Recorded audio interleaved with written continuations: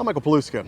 At one point, Florida was a top destination for Hollywood filmmakers, but not anymore. But there are some filmmakers that want to bring that back. We're here on the set of a new movie called The Florida Wild. They're pumping a lot of money into the economy and trying to bring the industry back.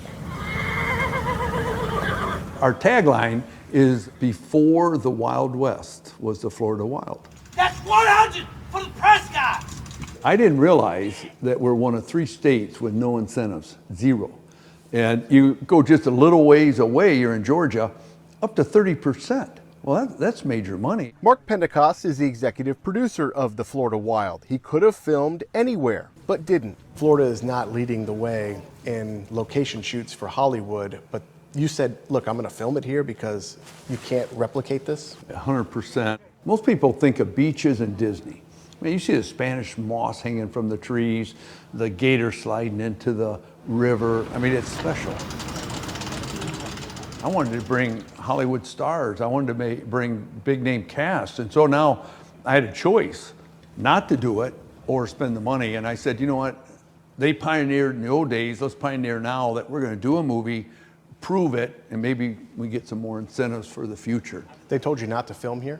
Our group didn't want to. When the other producers, the directors, they're like, Mark, we'll get incentives. You know, you spend $10 million, you get $3 million in incentives. You know, what are you thinking? And I'm like, I don't know what I'm thinking, except I wanted it here. That was a big part of why we shot here.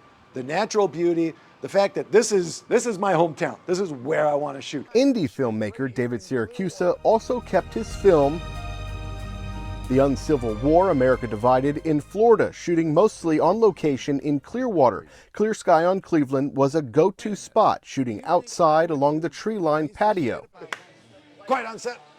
Action. And inside during COVID, the restaurant did not close for filming, cast and crew shooting in between the rush of hungry patrons anxious to escape their homes. Clear sky on Cleveland Street is so busy, and normally to get a free moment is tough. They were here for, I feel like they were here for a full week. They were going in and out. They had probably 20 people in and out, so. Is it cool? Definitely gives us a little extra recognition.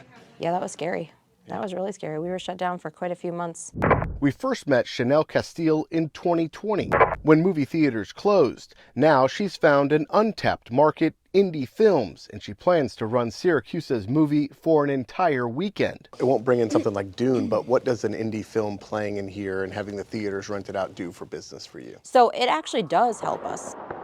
We get to have all these extra people come in and they buy concessions and everything, so that, gives us money. When I don't have enough Hollywood movies to be able to fill all these screens and I've got an empty theater, heck yeah, I'll stick your movie in there. We might not make a lot off of it, but it's still bringing in some income. About 300,000. Does that all come out of your pocket? You're killing.